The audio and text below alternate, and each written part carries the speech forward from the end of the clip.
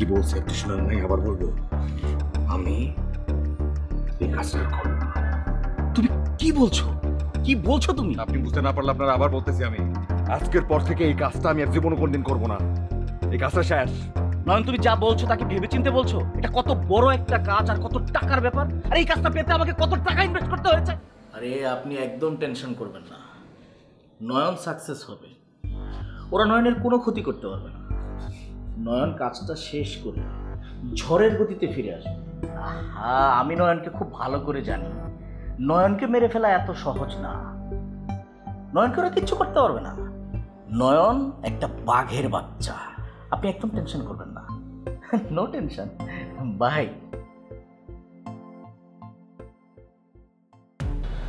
জঘন্য জঘন্য সব কাজ করতেছি আমি। জঘন্য কাজ করতেছি যে আমি এই মেয়েটার ইচ্ছার বিরুদ্ধে আমি তার ওই জায়গায় নিয়ে যাই, ওই জায়গা থেকে আবার নিয়ে আসি। এটাকে আমি একটু মানুষ, কোন মানুষ আমি একটা মানুষ, একটা জানোয়ার।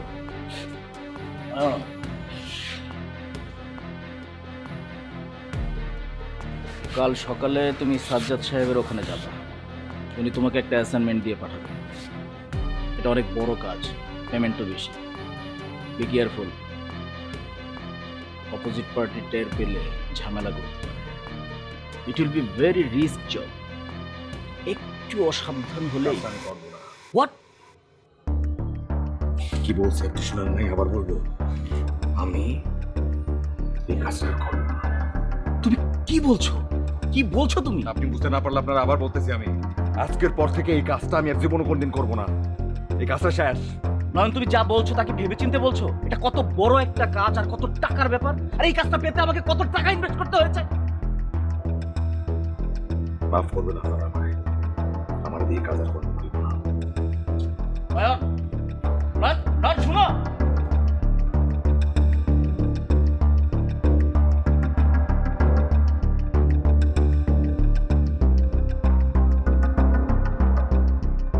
প্রীতি, তোমার বন্ধুকে খুব ভালো করে বোঝাও। শেষবারের মতো বলছি, ও আমার মুখের উপরে কথা বলে গেল যে সে আর অ্যাসাইনমেন্টে অ্যাটেন্ড করবে না। আমি কি করতে পারি তুমি খুব ভালো করে জানো। যদি ওর ভালো চাও তো ওকে বোঝাও।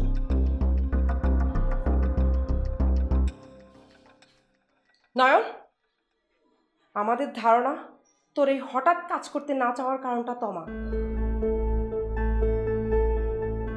নয়ন, কালকের কাজটা যদি কোনো কারণে না হয়, তোমার অনেক বড় ক্ষতি হয়ে যাবে বলে রাখলাম। তখন কিন্তু আমাকে কোনো ধরনের দোষারোপ করতে পারবি না।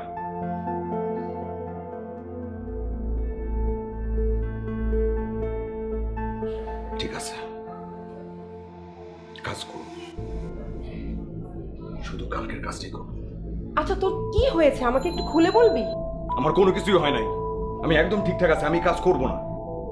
তুমি আমার চেনো না, মফস্বলের একটা সহজ সাধারণ পোলা আমি। আমার মা একটা সামান্য চাকরি করত, অনেক বড় স্বপ্ন উনি দেখেন নাই। উনি স্বপ্ন দেখছিলেন আমি একটা সামান্য চাকরি করি, অন্য হয়ে চাকরি খুঁজছি। তুমি আমারে বললা ভালো কিছু একটা আমি করতে পারবো। আমার মাথায় অন্য কিছু ছিল না, আমার মাথায় শুধু এটাই ছিল যে আমি আমার মায়ের চিকিৎসা করাবো, আবার বোনের ঠিকঠাক মতো পড়াশোনা করবো। একবারের জন্য বুঝি নাই যে এই পথে আমি মানুষ থেকে অমানুষ হয়ে যাবো। নয়ন প্লিজ, আমাকে একটু বুঝতে চেষ্টা কর। কোনো বুঝাবুঝির মধ্যে আমি নাই, আমি আমার মায়ের কাছে ফিরে যাবো। আমার কোথাও এমন কিছু নাই, কিছু আমরা করতেও পারবো না, কিন্তু মায়ের কাছাকাছি তো থাকতে পারবো। সকালবেলা সব পথে উপার্জনের জন্য ঘুরে বেড়াবো, রাতের বেলা মায়ের কাছে ফিরে যাবো।